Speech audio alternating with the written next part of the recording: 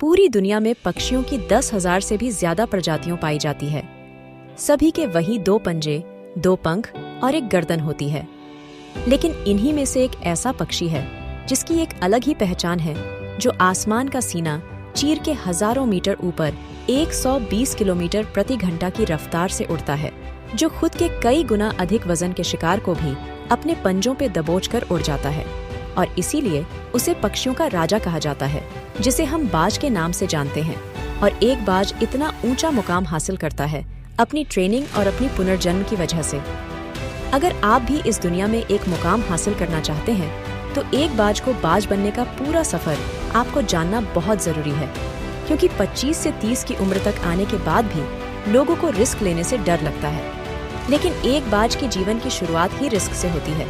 जिस उम्र में बाकी पक्षियों के बच्चे सिर्फ चींची करना सीखते हैं, उस उम्र में एक मादा बाज अपने बच्चों को पंजों में दबोचकर हजारों मीटर आसमान की ऊंचाइयों में उड़ जाती है, उसे ये बताने के लिए कि तेरा जन्म आसमान का सीना चीर के सबसे ऊपर उड़ने के लिए हुआ है।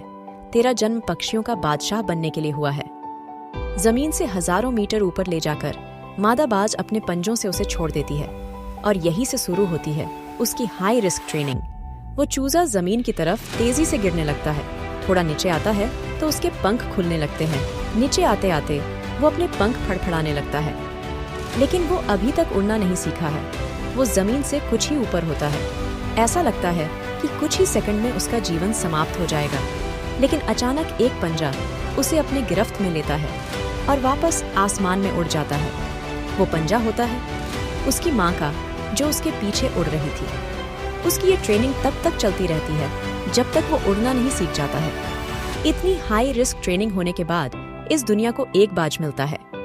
बारिश के वक्त जब सारे पक्षी आसरे की तलाश करते हैं, तब यही बाज उसी बारिश में आसमान को चीरते हुए ऊपर निकल जाता है और बादल से कहता है, तू बरस ले, कितना बरसेगा। और फिर नीचे आकर चैलेंज करता है। एक बाज की उम्र लगभग 70 साल होती है।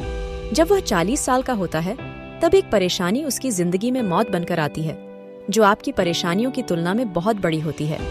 क्योंकि 40 साल की उम्र में बाज की चोंच इतनी मुड़ जाती है कि उसे शिकार निगलने में बहुत परेशानी होती है।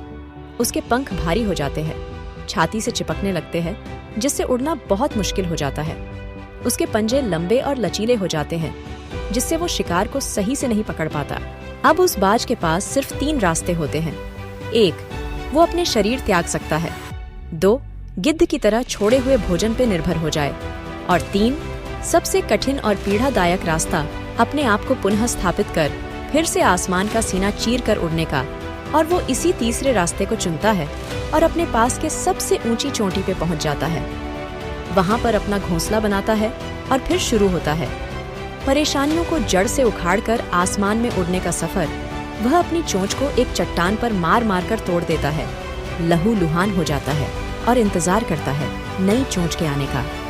उसके बाद अपनी नई चोंच से अपने पंजों को काट देता है और फिर इंतजार करता है नए पंजों के उग आने का।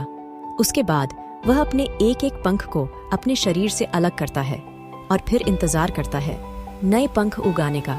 और इस प्रक्रिया में उसे समय लगता है पूरे 5 महीने का। इन 5 महीनों की कड़ी तपस्या से एक बाज का पुनः जन्म होता है। वो फिर से तैयार हो जाता है आसमान का सीना चीरकर उड़ने के लिए। जो 3 रास्ते बाज के पास थे, वही 3 रास्ते आपके पास होते हैं। लेकिन कुछ लोग पहले रास्ते को चुनते हैं और परेशानियों के तले दबकर सुसाइड कर लेते हैं। ज्यादातर लोग दूसरे रास्ते को चुनते हैं। वो परेशानियों का बोझ पड़ते ही अपने लक्ष्य को छोड़कर एक नॉर्मल लाइफ जीने लगते हैं।